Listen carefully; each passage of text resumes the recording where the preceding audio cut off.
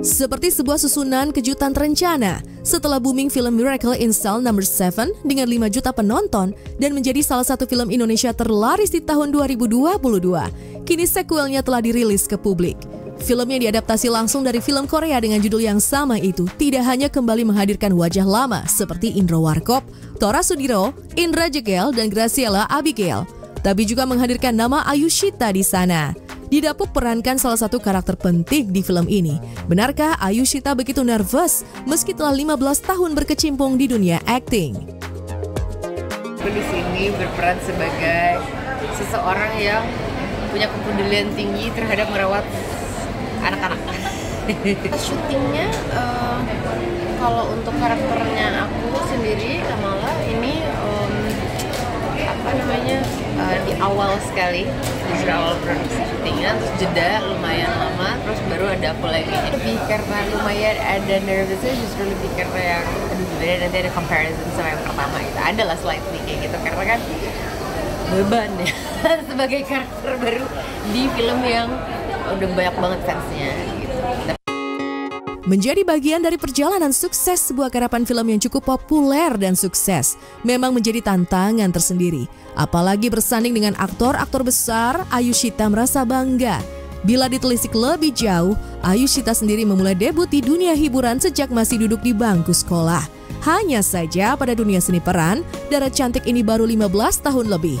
Menariknya di usia kepala 3, nama Ayushita masih bersinar. Walaupun begitu banyak artis muda bermunculan, ia tetap eksis. Lantas bagaimana dengan cara apa Ayushita menjaga eksistensinya serta merawat nama besarnya sebagai bintang film? Orangnya sukanya mengalir. Aku kan dari kelas 1 SMP officially kalau untuk actingnya sendiri. Dan itu juga berangkat karena aku dari waktu umur 3 kan udah start syuting iklan dan segala macam. Jadi sebenarnya makanya itu semua itu mengalir begitu saja sampai akhirnya hampir tidak ada pas lagi ini ya pada proses tidak ada pikiran untuk kayak gue harus bertahan di sini terus gitu. Aku pakai konsep kalau selama masih ada yang memberikan kepercayaan untuk aku menjalani di bidang itu, akan aku coba jalani sebaik-baiknya. Dan aku cinta sekali dengan dunia acting gitu, aku suka sekali dengan dunia seni peran gitu. Tak dipungkiri, setiap orang punya jenjang karir atau ambisi yang mau dicapai. Namun pada Ayushita, ambisi untuk menjadi yang terbaik bahkan yang terhebat dari yang lain sepertinya tak pernah terlintas di pikirannya. Baginya hidup mengalir seperti air, tak perlu mematok target atau ambisi yang tinggi. Cukup jalani dengan semua peran dengan kemampuan terbaik. Lebih ke motivasi setiap kali lagi ngerjain sesuatu itu sih, bukan karena ambisi kayak lebih bukan yang gue harus dapetin film ini, harus yang disutradarai sama sutradara ini gitu. Nggak yang spesifik seperti itu, tapi justru itu setiap kali kita lagi masuk ke peran baru, judul baru itu kan kayak start dari nol lagi semuanya. Jadi aku memaintain motivasinya untuk diriku sendiri itu bagaimana caranya untuk tetap bisa bekerja sama dengan orang-orang yang berganti-ganti terus. Bisa dibilang akting adalah cinta yang paling besar bagi Ayushita saat ini. Rasa-rasanya ia ingin terus berada di depan kamera, mengeluarkan kemampuan terbaik. Hal ini terlihat dari begitu banyaknya judul film dan sinetron yang pernah dibintangi Ayushita. Lantas pernahkah Ayushita merasa jenuh terlalu lama berada di zona nyaman? Ini tuh pekerjaan yang menurut aku paling cepat proses dalam arti kayak nggak kan tiba-tiba udah tahun 2024 gitu. Emang waktunya cepat karena kan ganti-ganti tim, ganti judul, ganti apa tuh kan baru lagi.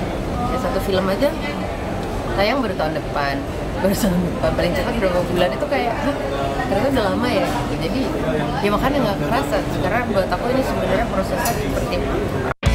Bagi Ayushita, tak ada habisnya bagi aktor untuk terus belajar dan menyesuaikan diri. Tidak hanya dengan perkembangan zaman dan selera penonton, tapi juga beradaptasi dengan keadaan sekitar. Lantas, pernahkah Ayushita berpikir untuk kembali ke panggung sinetron seperti dahulu kala? Seperti itu. Mau aja. Kalau misalnya selaras semuanya apa enggak mau aja. Dari ceritanya, dari dari budgetnya, dari semuanya. Kalau misalnya bisa hadir dan memang untukku, apa enggak gitu. Karena menurut aku sinetron, FTV, web series, film layar lebar, teater, even sandiwara radio itu kan sebenarnya yang berbeda-beda itu hanya medianya maksudnya, tapi actingnya kan tetap sama gitu. Maksudnya bukan berarti kayak kalau misalnya kalau di layar lebar terus gue acting harus lebih bagus daripada di sinetron, enggak lah gitu. Maksudnya kayak aku percaya setiap pekerjaan itu harus dilakukan dengan hati yang utuh gitu, dengan kehadiran yang utuh.